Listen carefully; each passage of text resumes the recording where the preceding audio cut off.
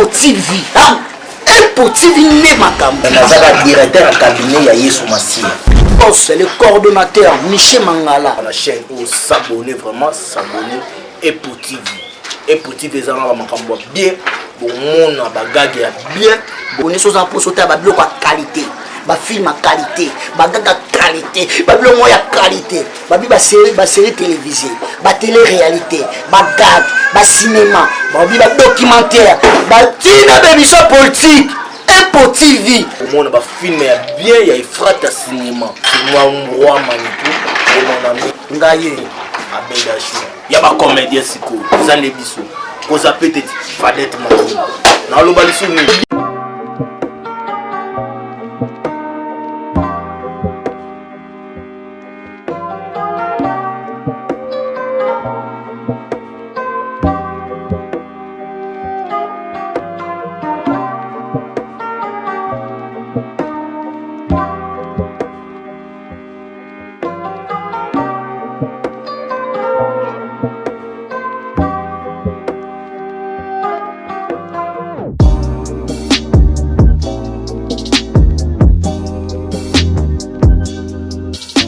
Une crise terrible, crise économique, crise alimentaire, crise bongo na bongo.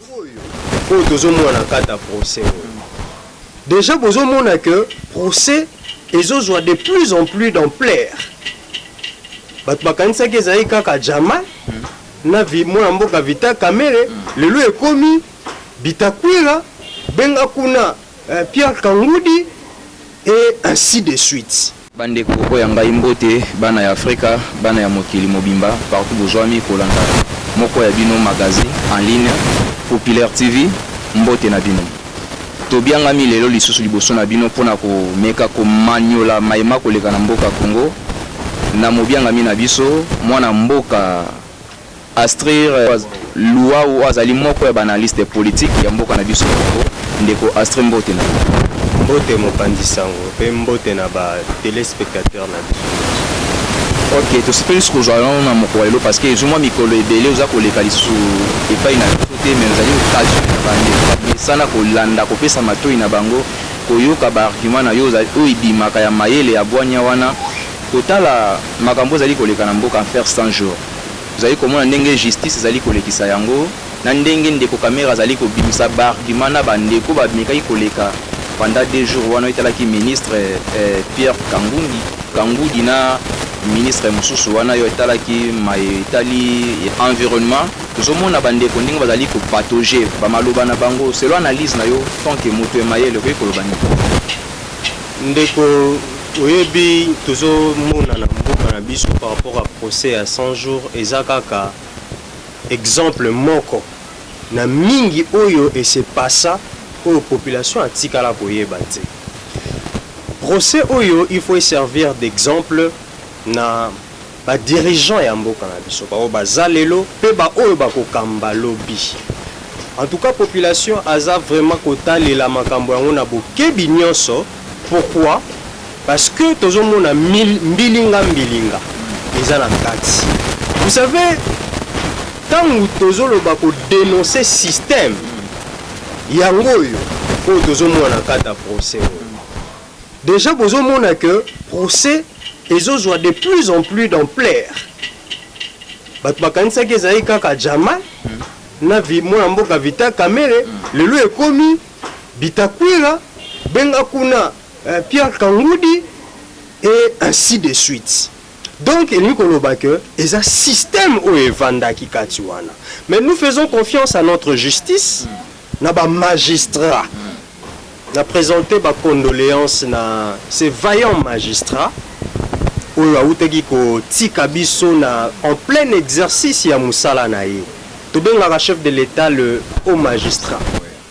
Alors na ko senga na chef de l'état Félix Antoine Tshisekedi ye magistrat ya yambo na mboka oyo ayeba pe na ko penser na condition de vie ya ba magistrat na sécurité ya ba magistrat pe retraite na bon ndeko na silicité par rapport ya otike la kangata moke ya wana ko ka ko bimisa nyonso oyo na zela mo moke pardon kotala makambo etali justice ya mboka na biso parce que soki tolandi bien président de la république na mwa mikolo eleki mingi alobaka ke ya kofine te na le passé mais tant tozomona ke bandeko ya majorité oyo bazalaki baministre badirigeaki mboka bazali koleka na faire 100 jours eza te ke mwa stratégie moko amibombaki après amibimisi sikoki bandeko wana baleka lisusu na faire 100 jours ezali chef de l'état te chef de l'état ye aprenaki état de droit. Mais état de droit yango tanki bozolo bango kaka mingi na français état de droit. Est-ce qu'on a linga to ikolimbola ngo lokwa boni. Yo kanga indeko. État de droit par définition eza état oyo bazo respecter ba droit ya batu même oyo ya mikie. C'est-à-dire un pauvre a le droit ya ko même peine moto ya mbongo na justice pe alongi soki aza na raison. Parce que moto ya pusu na mboka Congo akoyi pe kofunda ministre. Mais yango wana nde tozolunga tokoma na place yango wana ke moto apusu pe afundi ministre pe na raison na ye alongi ministre yango wana tozoloba justice ezala à la portée de tous ozala ba moyen tozala ba moyen te chef de l'état ou te ko tuna question moko par rapport à chef de l'état ceux qui azolinga sala ceux qui nini pona ko rattraper bato wana nyoso non ezala ki mode de vie na bango balobi en français chasser le naturel il revient au galop donc bato ba mesana ko sala pratique na bango mais ekangi bango et puis na koyebisa ndeko vérité ba bomba ka yango te vérité ato bombi yango 1000 ans o to ba dossier akala ekobimelo kaka suka nde yango tozomona ndeko nakata omwa moke peuple congolais ko kozali na faire 100 jours affaire 100 jours la justice est un résultat ya programme ya affaire 100 jours pour la justice na kosenga na peuple congolais acha confiance na ba juge ba yebi misala na bango tozana ba juge oyo ba yebi misala na bango na mboka oyo peuple congolais azana ba domaine wana nyonso que ce soit la justice nini tozana mitu mais c'est le système qui les a affaibli. Na kosenga na peuple congolais tozala na confiance na justice tolandela dossier au malamu et puis tokoyeba na suka mbando nini ekokweya na ba responsable voilà lokola justice eza dossier eza en cours tokoka koloba te tel aza na raison tel aza na tort mais tozotala tozolandela ti kuna procès ekosila po toyeba réellement nani aza responsable ya détour. Bon ndeko moi question mosusu bakongolais bazali komituna na yango mingi vraiment ezali na motindo boni ke gouvernement congolais après confinement ou a confiner mboka Congo politique nini a poté en place après ce qui a déconfiné système ndeko Manix place wana yebaka te vraiment ceux qui bakambi na biso une fois au pouvoir ba réfléchissaka na ko anticiper les choses balobi un gouvernement sérieux un pays sérieux c'est celui qui anticipe les événements. Il a été dit dans les forums internationaux que après pandémie oyo le monde va traverser à une crise terrible. Crise économique, crise alimentaire, crise bongo na bongo. Mais yakuka mweza que ba continue biso ba yebi yango pe malamu mais politique yo tuninga politique nini au gouvernement azosala. Mais ça peut motuna onga pe na kotuna politique nini au gouvernement azui après pandémie oyo. Pour te yebi ete toko traverser tala dollar. Ngai oyebi na kobanza na vandi na lobi dollar oyo na li rezo kende ba 20 ti ba décembre 2020. Mais le pourtant tala to comme na 19 10 19 20 donc eli ko lobate na moi moko mi balé tozokoma déjà na 20. Pourquoi économie na biso ekoyeba toujours kozala à tout le temps extraverti? C'est une question qui a été débattue depuis lors. Le gouvernement nyonso yaka, balobaka que l'économie à RDC a une grande partie extravertie. Mais qu'est-ce qu'ils le font pour que cette économie soit introvertie? Pour que nous ne dépassions pas les devises ailleurs, que nous puissions consolider ça pour l'agriculture par exemple, pour la créer, le financement de PME, des petites et moyennes entreprises. Il y a un monde qui a développement. Il y a aucune politique. est-ce que na mboka na biso tozaka pe na politique ya kolona tozaka pe na politique ya kosala élevage ou politique wana pa na ba ou ba ministère wana pa na biso esalaka te ndeko na mboka oyo ebengami deuxième poumon mondial terre fertile bitando eza ya kolobela kutu te. Si vous prenez quelques millions de dollars, vous mettez dans l'agriculture, est-ce que les gens mourront de faim dans ces pays? Mais tout le monde qui attend que Premier ministre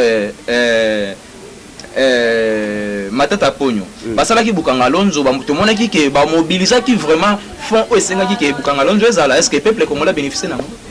Ndeko, kotanga ba projet ko pesa ba mboka mutema pasité. Et pesa mutema pasité lokola boni, ezala ki projet oyo ke peuple congolais naza vraiment ke na kitisi mutema. Bukanga Lonzo eza ko produit po na nga Congo. Kende tala kendo kotala Bukanga Lonzo ce que zo sala. Si Bukanga Lonzo ekufa. Yo mutozo tangela Bukanga Lonzo. Kendo tala toyokaki ya ba sud-africain, toyokaki biloko nyonso basala ke kendaka saki ya masangu na Bukanga Lonzo. Est-ce qu'il a influencé saki o eza na wenze? Tango ba mama na biso bazo kende koluka saki ya Bukanga Lonzo likolo nani akosomba yango? Kipsa nani akosomba yango? Skuna nyonso oyo Congolais ko vivre comment? Ya solo eza pasi tango tozolobela makambo oyo o etali social na lobaki na ba émission oyo to salaki ngana yo awa que un pays développé c'est un pays qui est sécurisé économiquement, socialement. Oyo biso tokoki ko belela pe ko zela pona mboka Congo pona ba congolais et congolaises eza le social bandeko na biso baza libanda mboka. Pourquoi tant on nyonso basilikaka? Parce que quand ils voyagent, bazokutana ba réalité ou ezosala que tu te retrouves facilement. Ozui mo mosala ou ezoko permettre yo ou se développer ko lia kutu eza eloko kolobela te. Mais pourquoi biso en plein 21e siècle tozoko kata ko résoudre makambo ya ko lia te alors que c'est facile. Nous vivons dans de la cueillette. Comme nos aïeux. C'est-à-dire quoi? Les cadres qui viennent, le ministre qui vient, il vient juste, bazo buka, on va trouver. Il y a eu procès 100 jours, dossier il y a 100 jours, et ça dossier à gouvernement OET, et ça dossier qui sur la table et Bruno Tchibala. C'est-à-dire les gens, papa là on sent la révélation, monsieur zo bandeko ba ebité et qu'on même biso un peu musika.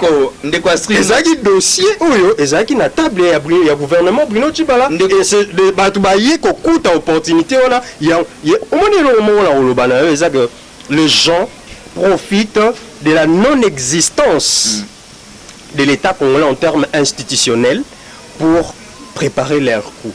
Il y a un résultat, il y a possession. Ndeko astri, makanisi ya malamu ezebele kati na yo. Pe ma argument mingi ezali. Mais tout à la makambo etali Assemblée nationale na Sénat mboka na biso Congo. To mona ki makambo eza euti koleka na Assemblée nationale etala ki honorable Jean-Jacques Mamba na premier vice-président Jean-Marc Kabon. To mona ndenge procès yango lekaki mona lombango mais totali ki makambo na ngambo ya Sénat hésitation epesamaki ba réserver ndeko tamumamba baboyi kolongola immunité na ye ezo za la raison ni mais bango ba partenaire te ba partenaire ya nani mais ba partenaire oyo bazo sala bazo kamba mboka lelo bango yeyo c'est mboka ngoma ba partenaire na kati na lingi na koya na question na yo na mutuna na okuba na mboka o bazo landa biso na mikili ya poto pe awa na Congo bayeba. Entre le fort et le faible, il n'y a pas de rapport. Il n'y a pas de rapport. Mais fort va soutenir faible. Mais voilà l'église était tata. Comme on confond l'église et la politique et mboka.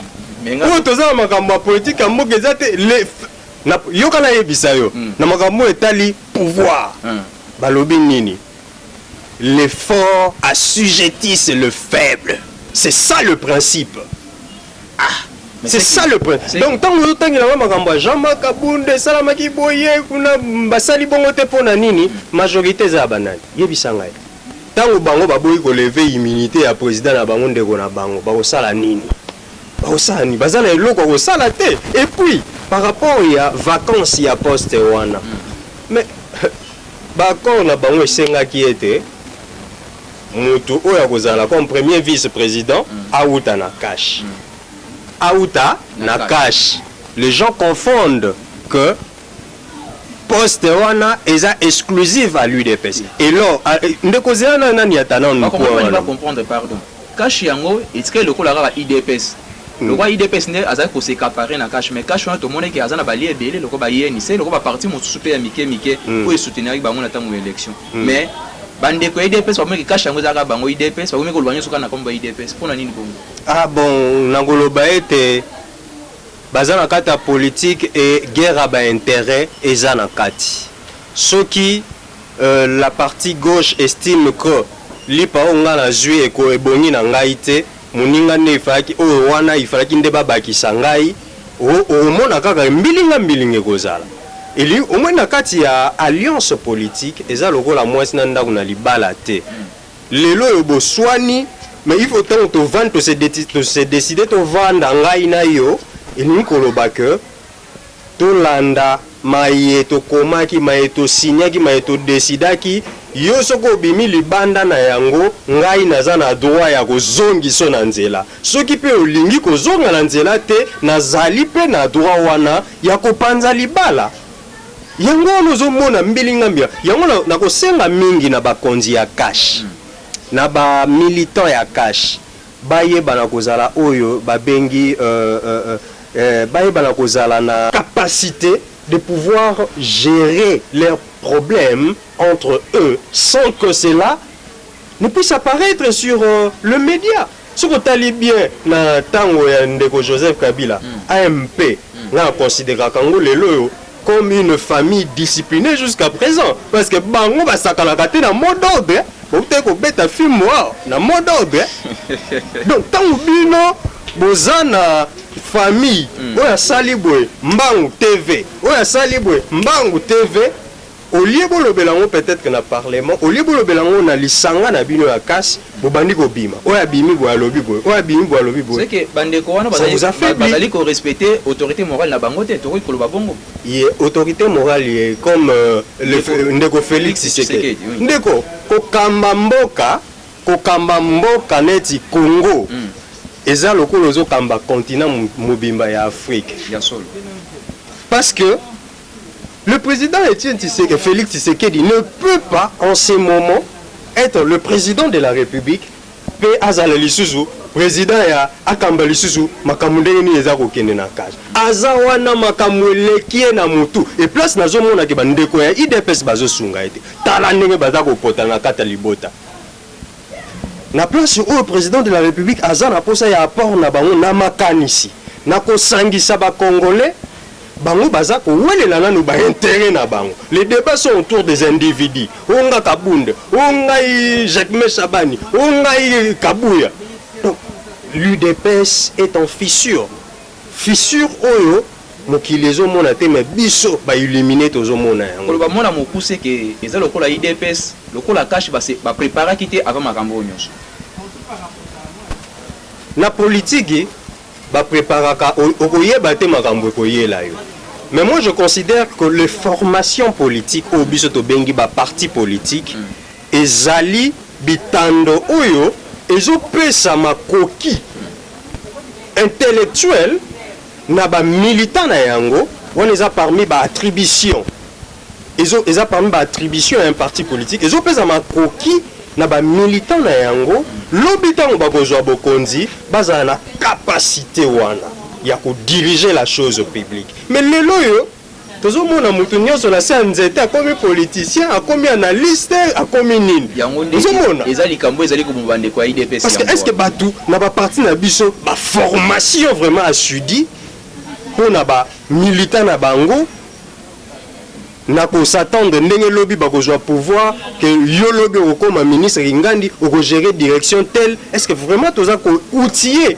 ba militant na biso to ya solo toza ko utiliser bango kaka marche pe wana to développer ngona ba émission ekoya pour na démontrer le que nos militants na kati ba parti politique na biso que ça soit la opposition que ça soit la majorité que ça soit na cash ou FCC sont encore utilisés comme des marchepieds. Merci Ndeko. tokoki na mwa suka ya émission na biso moi loba ya suka okoki kobimisa okoki koadresse na peuple oyo bazali kolanda yo na numéro no ya telefone na suka na yo bandeko eloko nakoki koloba ya suka ezali ke na kati na mboka na biso mpo nini nasepelaka mingi koleka na émission oyo parce que yango babengi yango éveil populaire nalingi ete nakolandaka ngai ndeko na bino Astria nalingi ete biso nyonso tozala na éveil wana éveil ya kolandela makambo ose oyo tozolandela yango tolingi te procès esinterrompre parce que toyebi na mboka na biso okoyoka baenquête esinterrompaka kaka na kotanga boni na baémission koya baenquête oyo esinterrompa ekatana kaka bongo nasengi na bana Congo tozala na kimia tozala na totala ndenge nini makambo ezali kokende et puis toyeba ko se prendre en charge toujours na bana koloba yango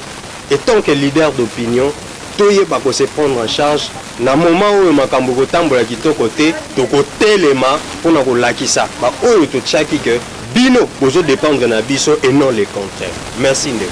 Moi numéro ya téléphone bandeko basepelaka mpona kocontacte ngai baoyo nyonso bazali na mikili ya na poto to awa nazali na plus 243 81 740 50 plus 243 43 code en mboka bien sûr 81 740 na tango oyo ndimaki ko se présenter à partager na biso émission. C'est moi qui t'ai. OK bandeko vous continuez toujours ko s'abonner tu peux continuer toujours ko sala ba recherche pona ko bimisa mai o ekundami na mboka na biso Congo ba valeur o ezali ko ezokoma bafoué to bimisa yango congolais azonga na valeur na ye pe na moi respect wana congolais azalaka nango na kala.